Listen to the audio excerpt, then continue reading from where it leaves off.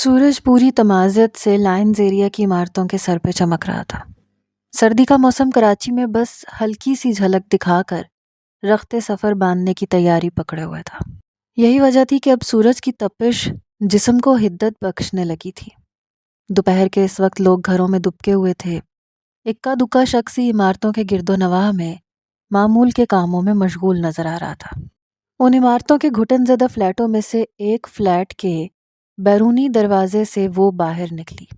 नीले रंग के कलियों वाले खुले से कुर्ते के नीचे तंग पाइंचों वाला कैप्री और हम रंग शैफून के दुपट्टे को गले में स्कार्फ की सूरत लपेटे, घुंघराले बालों की ढीली सी पोनी किए, वो अब थकी थकी सी इमारत की ऊपरी मंजिल के जीनों की तरफ बढ़ रही थी।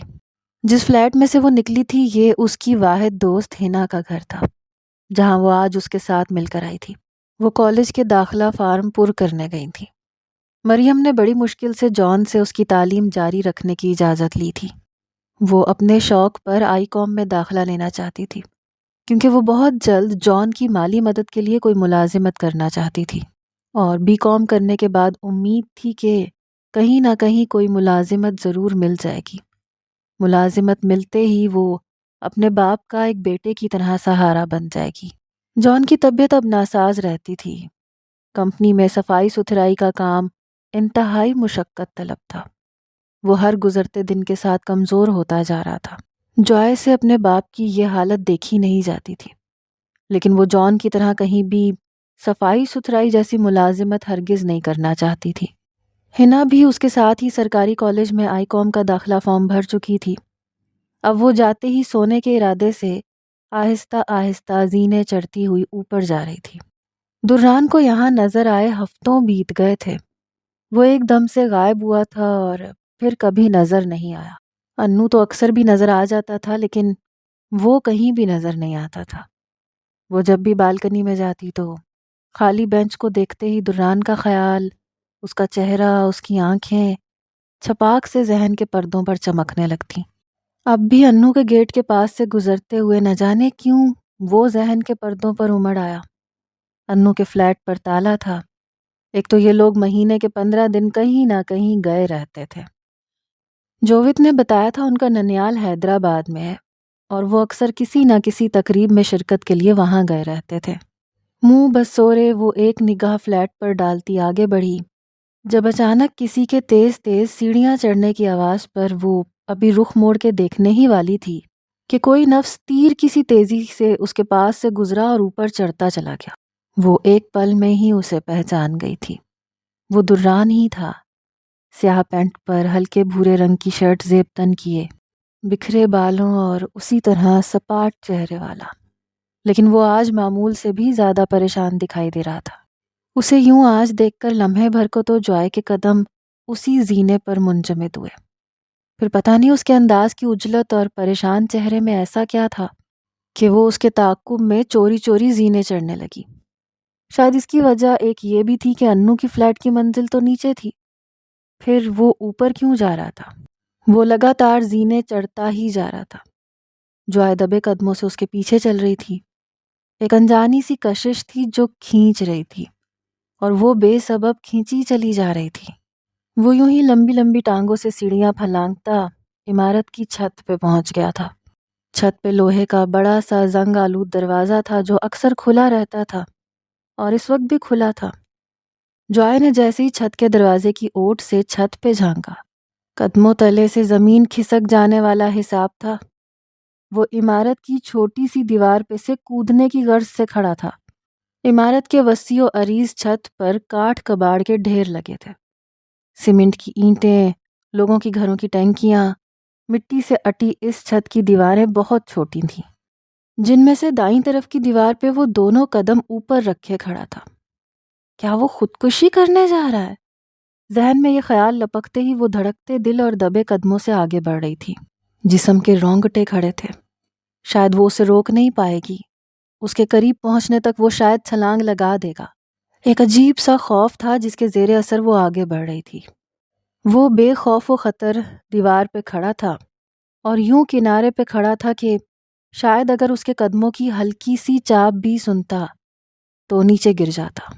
मगर वो तो शायद किसी ट्रांस की हालत में था। شاید کسی بت کی مانند کھڑا تھا۔ جوائے سانس روکے اب بالکل اس کے قریب پہنچ چکی تھی۔ ہاتھ بڑھایا اور اس کی شرٹ کو پشت سے تھام لیا۔ رکو، خوفزدہ آواز میں کہا اور اس کی شرٹ کو پیچھے سے دبوچ کے کچھ اس طرح سے کھینچا کہ وہ لڑکھڑا گیا۔ جوائے کی شرٹ کو دبوچ کے پوری قوت سے اپنی طرف کھینچنے کی وجہ سے وہ کچھ اس انداز میں بوکھلایا کہ ہڑبڑا کے جوائے کے کندھوں کو تھامتے ہوئے بھی وہ سنبھل نہ سکا اور دونوں ایک ساتھ فرش پر گرے۔ اس کے لیے یہ سب غیر متوقع تھا، اس لیے وہ جوائے کی یہاں موجودگی اور خود کو اس طرح بچانے پر حیرت زدہ اس کے چہرے کی طرف دیکھ رہا تھا، جو اب یوں زمین پر گرنے سے کراہ رہی تھی۔ تکلیف کے آثار کی وجہ سے ناک اکٹھی تھی، پیشانی پر لکیریں تھیں اور اوپر سے دران کا وزن۔ دران کی حیرت ایک دم سے غصے میں تبدیل ہوئی، پھر وہ ایک جھٹکے سے اس کے اوپر سے اٹھا۔ جوائے اس کے یوں اٹھتے ہی سر کو تھامے برق رفتاری سے اٹھی۔ سنو، رکو، کیا کرنے والے تھے تم؟ پاگل ہو کیا؟ کودنے جا رہے تھے؟ جلدی سے اٹھ کے وہ تقریباً بھاگتی ہوئی اب بالکل اس کے سامنے کھڑی تھی۔ ہاتھ ابھی بھی اس کی سر کی پشت کو سہلا رہا تھا، جہاں گرنے کی وجہ سے درد کی ٹیسیں اٹھ رہی تھیں۔ دران نے تیوری چڑھا کر ایک غضبناک نگاہ اس پہ ڈالی۔ یہ لڑکی دنیا میں موجود ان گنتی کے لوگوں میں سے تھی جن میں سے اسے ہمیشہ مثبت لہریں موصول ہوتی تھیں۔ وہ اس لڑکی سے کترانے لگا تھا۔ اس کی سوچ میں خود کے لیے بلا وجہ کی ہمدردی اس کی سمجھ سے باہر تھی۔ وہ اکثر اس سے ٹکرا جاتی تھی اور پھر اس دن میدان میں اسے پتا چلا کہ وہ جووت کی بہن ہے۔ جووت کو وہ انو کے چھوٹے بھائی کی وجہ سے پہچانتا تھا، لیکن آج وہ یوں اس کے پیچھے چھت پہ چلی آئے گی، یہ بات اس کی سوچ کے بالکل برعکس تھی۔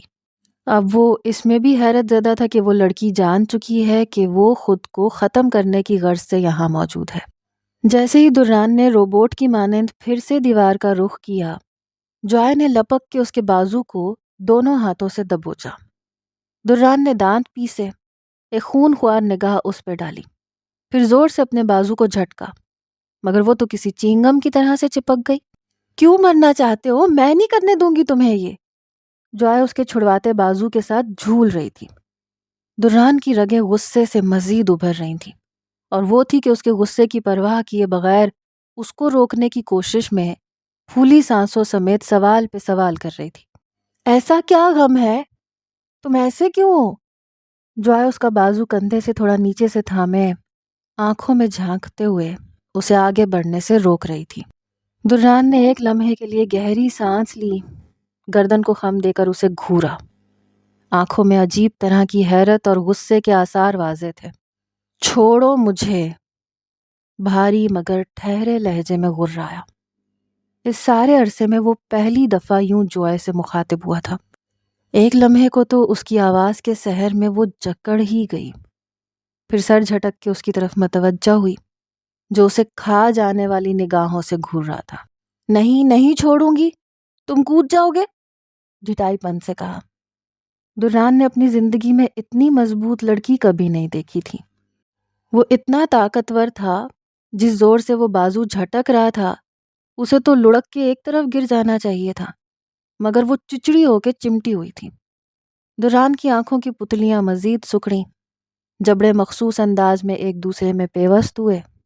گہری بیزار سانس لے کر گردن موڑے گویا ہوا۔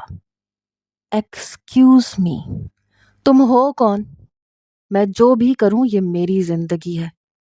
جھنجھلا کے بازو کو جھٹکا دیا، جس پہ وہ تھوڑا سا لڑکھڑائی مگر بازو پہ گرفت نہیں چھوڑی۔ ہاں تمہاری زندگی ہے، پر تم سے جڑے باقی لوگوں کا کیا؟ تمہارے پیرنٹس، تمہارے بہن بھائی؟ ہاں؟ جوائے نے ماتھے پہ بل ڈالے بڑے حق سے ڈپٹا۔ میں کہہ رہا ہوں مجھے چھوڑو۔ دران نے ایک ایک لفظ کو چباتے ہوئے غصے بھرے پھر سے وہی بات دہرائی۔ عجیب الجھن ہو رہی تھی، آخر کو وہ کیوں اس پہ مہربان تھی؟ اسے انو کے علاوہ خود پر مہربان ہر شخص سے الجھن ہوتی تھی۔ دیکھو، کسی لڑکی نے دھوکہ دیا ہے کیا؟ ایسا کیا غم ہے کہ تم اس بھری جوانی میں خودکشی کرنے جا رہے ہو؟ ہزاروں لڑکیاں آئیں گی زندگی میں، پاگل مت بنو۔ اپنی ہی قیاس آرائیاں لگا کے وہ اسے سمجھا رہی تھی۔ دران کا چہرہ اب غصے میں تپنے لگا، پھر اگلے ہی لمحے اس نے ایک جھٹکے میں دوسرے ہاتھ کی مدد سے جوائے کو اپنے کندھے پہ اٹھا لیا۔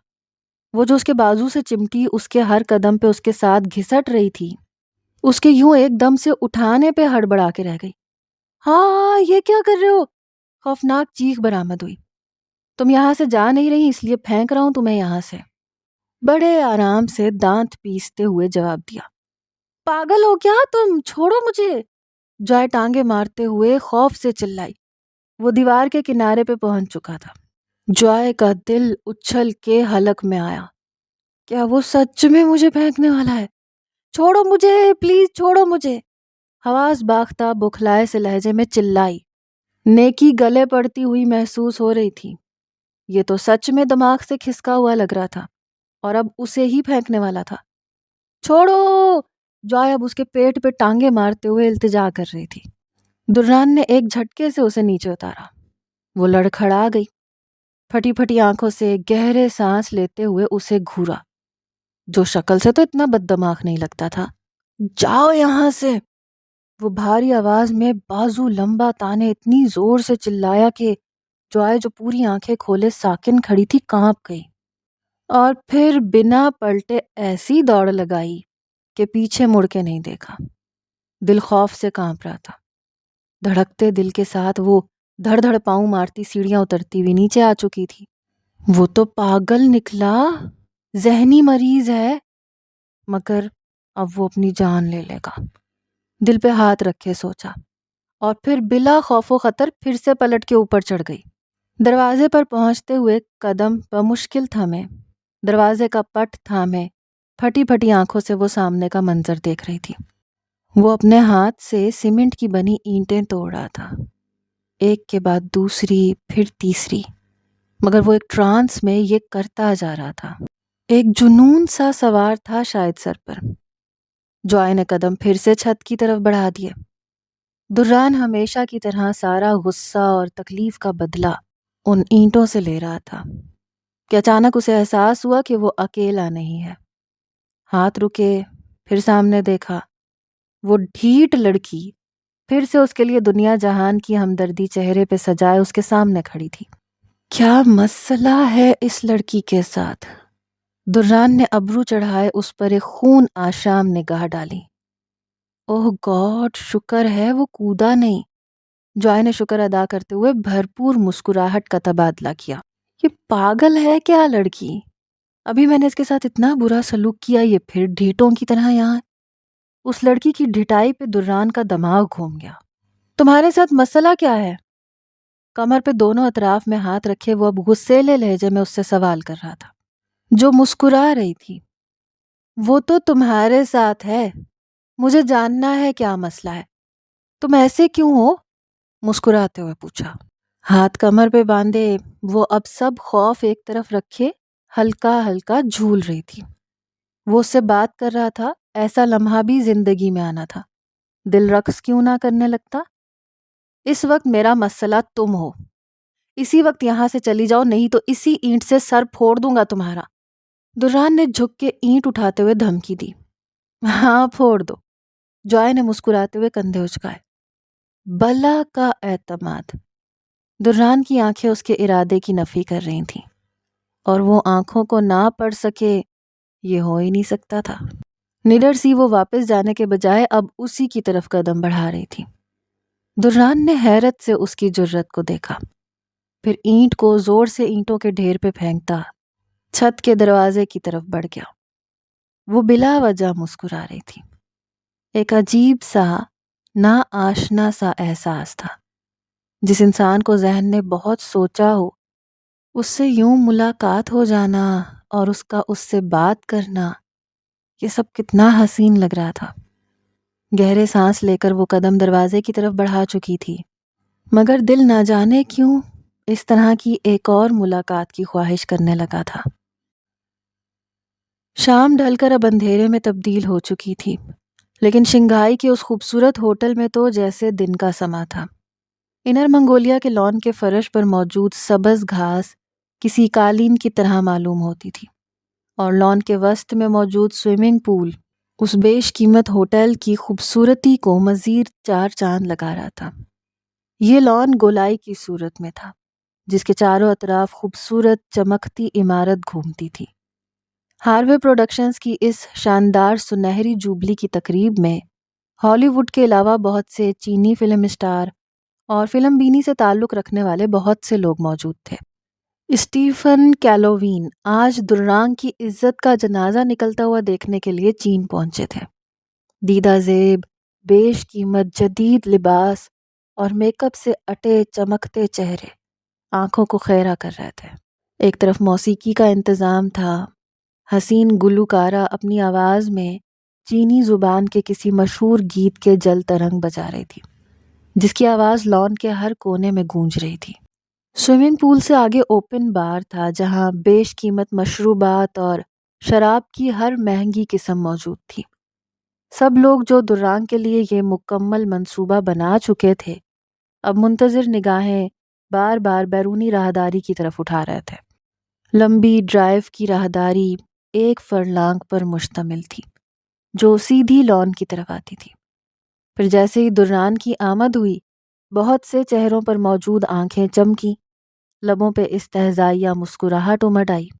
ہلکے گرے رنگ کے ولیم بسپوک پینٹ کوٹ میں ملبوس، بالوں کو جیل کی مدد سے پیچھے سیٹ کیے، نکھرے رنگ و روپ میں وہ آج باقی دنوں کی نسبت مختلف مگر تباہ کن شخصیت کا مالک لگ رہا تھا۔ پینٹ کی ایک جیب میں ہاتھ ڈالے، چہرے پہ بلا کی سختی اور سنجیدگی سجائے، متوازن ڈگ بھرتا انل کے ہمراہ لان کی طرف بڑھ رہا تھا۔ انل کا چہرہ اس کی نسبت تھوڑا اضطرابی کا غماز بنا ہوا تھا۔ وہ مکمل طور پہ چاقو چوبند تھا۔ لان کے وسط میں کھڑے بروس اور ہاروے نے ایک ساتھ گہری سانس باہر انڈیلتے ہوئے سینہ چوڑا کیا۔ سو وہ آ گیا جس کا تھا انتظار۔ بروس نے آہستگی سے ہاروے کے کندھے پہ ہاتھ رکھے سرگوشی کی، بہت احتیاط سے۔ پتہ نہیں کیوں لیکن مجھے عجیب سا خوف آتا ہے اس سے۔ ہاروے نے بلا جواز ٹائی کی نوٹ درست کرتے ہوئے اپنا ڈر ظاہر کیا۔ پروسٹیٹیوشن فلم بینی اس کا سائیڈ بزنس تھا جو وہ غیر قانونی طور پہ چلا رہا تھا۔ سمگل کی ہوئی لڑکیوں سے بنائی گئی ویڈیوز ویب کی ہائی ریٹنگ میں آتی تھیں، اور بروس کا یوں بلیک مارکیٹ سے لڑکی منگوانا اور درانگ کے پاس بھیجنا، یہ سب عام بات ہونے کے باوجود اسے خوف تھا۔ یہ خوف شاید درانگ کے مضبوط کردار کی وجہ سے تھا۔ بروس اس کے خوف پر دانت پیستا ہوا چڑ کے آگے ہوا۔ تم اس کے چہرے کے روب سے خائف ہو جو فقط ڈرامہ ہے اس کا۔ ڈرو مت، کچھ کام یہ کرے گی اور باقی لیزا، اور آج پھر تم دیکھو گے درانگ کی full of romance film. Bruce نے ایک چھوٹے سے پیکٹ کو لبوں کے پاس لا کر چومتے ہوئے کمینگی سے کہا، میں بےتاب ہوں اس فلم کو دیکھنے کے لیے۔ ہاروے نے خود کو ریلیکس ظاہر کرنے کے لیے چہرے پہ مسکراہٹ سجائی۔ وہ تمہاری لیزا کہاں رہ گئی ہے، پہنچی کہ نہیں؟ ہاروے نے ہاتھ میں پکڑا گلاس لبوں کو لگایا۔ او اچھا یاد دلایا تم نے بھی، ابھی فون کرتا ہوں شیون کو۔ بروس نے فوراً بھویں اوپر اٹھائیں اور پھر جیب سے موبائل نکال کے اس پہ نگاہیں جما دیں۔ سر اوپر اٹھاؤ۔ لڑکی نے اس کی تھوڑی کے نیچے ہاتھ رکھے جوائے کا چہرہ ایک جھٹکے سے اوپر اٹھایا۔ جیسے ہی چہرہ اوپر اٹھا، جوائے نے سامنے پوری دیوار میں نصب آئینے میں خود کو دیکھا۔ لڑکی نے اس کا پورا نقشہ بدل کے رکھ دیا تھا۔ اب ہیئر اسٹائل بنانے کے بعد وہ میک اپ کو آخری ٹچ دے رہی تھی۔ اتنے میک اپ میں وہ حسین تو لگ رہی تھی لیکن اپنی عمر سے کہیں زیادہ بڑی دکھائی دے رہی تھی۔ نکلی لمبی پلکیں، جیل سے کھینچ کر بالوں کا بنایا گیا جوڑا اور گہرے میرون رنگ کی میکسی، یہ زیب تن کیے وہ اب خود کو دیکھنے کے بجائے کنکھیوں سے سامنے پڑے سامان میں نیل فائلر پر نگاہ جما چکی تھی۔ یہ لمبائی کے رخ بنا ایک کمرہ تھا جہاں ایک طرف کی پوری دیوار میں شیشہ نصب تھا اور سامنے بنی شیلف پر ان گنت میک اپ کی چیزیں بکھری ہوئی تھیں۔ اس کے ساتھ والی نشست پر ایک اور لڑکی کو تیار کیا جا رہا تھا۔ یہ جگہ اس زندہ لاشوں کے قبرستان سے یکسر مختلف تھی۔ وہاں لڑکیوں کو جانوروں کی طرح بوسیدہ کپڑوں اور 2 وقت کے کھانے پہ رکھا ہوا تھا، لیکن یہاں دنیا کا ہر قیمتی سامان موجود تھا۔ اسے یہاں آنکھوں پر پٹی باندھ کر لایا گیا تھا اور یہاں آ کر آنکھوں سے پٹی کھولی گئی تھی۔ غسل، ویکسنگ، میک اپ، سب یہاں موجود لڑکیاں زبردستی کر رہی تھیں۔ پہلے پہل اس کی مزاحمت پر انہوں نے کوڑے مارنے کی دھمکی دی۔ یہ بڑے ڈیل ڈول کی لڑکیاں مردوں سے کم ظالم نہیں تھیں۔ بات بات پر اتنی سختی سے چہرہ ہاتھوں میں دبوچ رہی تھیں کہ جوائے ہاتھ بندے ہونے کی وجہ سے تڑپنے کے علاوہ اور کچھ نہیں کر پا رہی تھی۔ میک اپ سے پہلے کپڑے پہناتے ہوئے اس کے ہاتھ کھول دیے گئے تھے اور وہ تب سے چپ چاپ کچھ تلاش کر رہی تھی۔ سامنے بکھری ہوئی چیزوں میں پڑا نیل فائلر بار بار اس کی اٹھتی نگاہوں کی زد میں تھا۔ جو لڑکی اسے تیار کر رہی تھی متواتر دوسری لڑکی کے ساتھ باتوں میں مگن تھی۔ وہ دونوں چینی زبان میں پتہ نہیں کیا باتیں کرتے ہوئے ان دونوں کو تیار کر رہی تھیں۔ اس کے ساتھ والی نشست پہ موجود لڑکی اس کی طرح سہمی ہوئی نہیں تھی۔ وہ پر اعتماد انداز میں تیار ہو رہی تھی۔ اس کو تیار کرنے والی لڑکی اب بار بار کچھ اٹھانے کی خاطر دوسری طرف جا رہی تھی۔ اس کے ساتھ والی نشست پر موجود لڑکی اب مکمل طور پر تیار تھی۔ وہ کھڑی ہو کر خود کو جانچ رہی تھی۔ سنہری رنگ کے نیم برہنہ لباس میں وہ خوبصورت لڑکی ہوش ربا لگ رہی تھی۔ مجھے واش روم جانا ہے، لڑکی نے خود پر اچٹتی نگاہ ڈالے خود کو تیار کرنے والی لڑکی سے کہا۔ اس لڑکی نے سر ہلایا اور اس کے ہمراہ ایک طرف بڑھ گئی۔ جوائے نے پھر سے نیل فائلر پر نگاہ جمائی۔ جیسے ہی اس کو تیار کرنے والی لڑکی کچھ اٹھانے کی خاطر ایک طرف ہوئی، جوائے نے لپک کے نیل فائلر اٹھایا اور جل لگے بالوں کے جوڑے کے اندر نیل فائلر کو کچھ اس طرح سے پھنسایا کہ وہ مکمل طور پہ چھپ گیا۔ بمشکل اپنی اٹکی سانس بحال کی۔ چند سیکنڈ کے وقفے کے بعد دروازہ ایک دھماکے سے کھلا۔ چائنیز لڑکا ماتھے پہ بل ڈالے کھڑا تھا۔ وہ لمبے لمبے ڈگ بھرتا اس تک آیا اور ایک جھٹکے سے جوائے کا گلا دبوچ لیا۔ پھر اس کے بالوں میں سے نیل فائلر نکالتا ہوا وہ پیچھے ہوا۔ وہ یہ بات کیسے فراموش کر گئی کہ تمنا نے اسے بتایا تھا وہ لڑکیوں پر پوری نگاہ رکھتے ہیں۔ یہ لی تاؤ کا گھر نہیں تھا جہاں وہ کھانے والا فورک چھپا لیتی۔ ہوٹل سے بار بار فون آ رہا ہے، شیون سر غصے میں ہے۔ چائنیز لڑکا اب اس کو تیار کرنے والی لڑکی سے مخاطب تھا۔ تیار ہے بالکل، اٹھ جاؤ۔ لڑکی نے اس لڑکے کی بات کا جواب دینے کے بعد گھور کر جوائے کو حکم دیا۔ اس سے پہلے کہ وہ نشست سے اٹھتی، لڑکا آگے بڑھا اور اسے بازو سے پکڑ کے زبردستی کھڑا کیا۔ ہاتھوں کو باندھ کے آنکھوں پہ پٹی باندھی اور بازو تھامے کھینچتا ہوا باہر کی طرف چل دیا۔ کچھ دیر میں وہ ایک گاڑی کی نشست پہ بیٹھ چکی تھی۔ کہاں جانا ہے؟ شاید ڈرائیونگ نشست پہ موجود لڑکا دوسرے سے سوال کر رہا تھا۔ منگولے، دوسرے لڑکے کی آواز ابھری۔ صبح کے 7 بجے ملک ہاؤس میں تو جیسے بھونچال آ گیا۔ لاؤنج سے ابھرتی اونچی آوازوں کا شور باہر لان میں بھی سنائی دے رہا تھا۔ دران کا یوں مدرسے میں کاری پر حملہ کرنے کے بعد گھر پہ بھاگ آنا کسی قیامت سے کم نہیں تھا۔ ملک ہاؤس کے سارے مکین لاؤنج میں جمع تھے۔ دستگیر بیگم چشمے کی اوٹ سے خون خوار نگاہیں دران پہ جمائے پلنگ پہ بیٹھی تھیں۔ پلنگ کے ایک کنارے پر یاور دران کو اپنے سامنے کھڑا کیے ہوئے تھا اور پاس پڑی کرسی پر اسفند ملک پریشان حال بیٹھے تھے۔ عصمت، روبی، طلت، سونی، برہان اور فائقہ لاؤنج میں ایک کتار کی صورت کھڑے تھے۔ کسی کی آنکھوں میں حیرت تھی تو کسی کی آنکھوں میں خوف تھا، مگر نفرت کی آمیزش سب میں گھلی تھی۔ دیکھا، بھاگ آیا نا مدرسے سے؟ میں کہہ دیتی ہوں یہ گندا خون ہے اور برداشت سے باہر ہے میری۔ دستگیر بیگم نے ناک بسورے اونچی آواز میں حکم سنایا۔ چہرے پر ان گنت نفرت اور حقارت موجود تھی۔ ان کا خون کھول رہا تھا۔ بس میں نہیں تھا کہ یاور کے ہاتھوں سے کھینچ کے دران کی درگت بنا دے۔ صرف بھاگ کے نہیں آیا اماں، یہ جو حال کیا ہے نا اس نے مولوی کا، وہ کیس کر دے گا ہم پہ، ہسپتال پڑا ہے بیچارہ۔ روبی نے تنک مزاجی سے ہاتھ ہوا میں نچاتے ہوئے معلومات دی۔ دران گردن جھکائے ضبط کے عالم میں کھڑا تھا۔ اسفند ملک نے ایک غصیلی نگاہ روبی پہ ڈالی جس کی اسے کوئی پرواہ نہیں تھی۔ ارے بھائی، ہم پہ کاہے اس ناس پیٹے پہ کریں کیس؟ جیل ہو جائے ہماری بلا سے اس شیطان مردود کو۔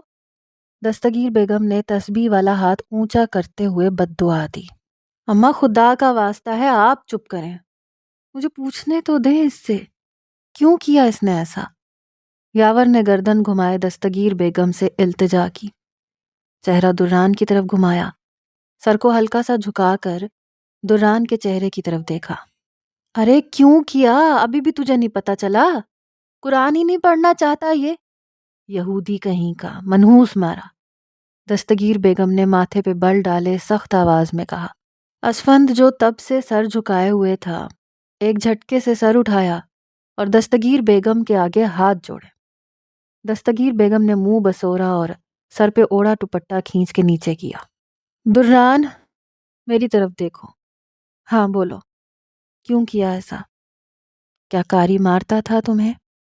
یاور نے دران کے چہرے کو دونوں ہاتھوں میں لے کر وہی سوال دہرایا۔ ارے تو کیا ہو گیا اگر مارتا تھا؟ قرآن یاد کرانے کو سب استاد مارتے ہیں، تو کیا بچے ان کا گلا کاٹ دیتے ہیں؟ اب تو مجھے اس سے خوف آنے لگا ہے۔ دستگیر بیگم کہاں چپ رہنے والوں میں سے تھی۔ یاور نے دستگیر بیگم سے لاپرواہی برتتے ہوئے دران کے چہرے کو پھر سے اوپر کیا۔ دران، میری طرف دیکھو بیٹا، تم نے یہ بہت غلط کیا ہے۔ تمہیں معلوم بھی ہے ہم لوگ کس مصیبت میں پھنس چکے ہیں؟ کاری ہسپتال پہنچ گیا ہے، یاور نے حد درجہ تحمل سے کہا۔ دران خاموش کھڑا بس یاور کی آنکھوں میں دیکھ رہا تھا۔ یاور کے دماغ میں اس کے لیے فکر کے علاوہ کچھ نہیں تھا، اور ایسا ہی کچھ حال پیچھے کرسی پہ بیٹھے اسفند ملک کا تھا۔ ان دونوں کے علاوہ یہاں موجود ہر نفس کے دل و دماغ میں اس کے اس عمل پر غصہ اور نفرت تھی۔ بولو دران کچھ، یاور نے اسے ہلاتے ہوئے پھر سے پوچھا۔ وہ دران کو دونوں کندھوں سے تھامے اپنے بالکل سامنے کھڑا کیے ہوئے تھا۔ منہ سے کچھ پھوٹے پھر نہ عذاب کہیں کا، بس گھورتا ہے اور مارتا ہے۔ عصمت نے ناک چڑھا کے پوری گفتگو میں اپنا حصہ ڈالا۔ مجھے قرآن نہیں پڑھنا، سپاٹ لہجے میں اس نے مختصر جواب دیا۔ لو سن لو بس، روبی نے ہاتھ کھڑا کیا۔ ارے کمبخت، مارے تیرے تو اچھے بھی پڑیں گے۔ دستگیر بیگم نے اچک کے پاس پڑی چھڑی اٹھائی۔ اس سے پہلے کہ وہ دران کی پشت پر چھڑی کی ضربیں لگاتی، یاور ایک دم سے دران کو لے کر دور ہوا۔ اماں بس، یاور نے ہاتھ کھڑا کیے اونچی آواز میں روکا۔ دران کو ایک جھٹکے سے اپنے پیچھے کیا جو اسی طرح بت بنا گھور رہا تھا۔ یاور دران کا ہاتھ تھامے کمرے کی طرف بڑھ گیا۔ اسی کا سر چڑھایا ہے اور کچھ نہیں۔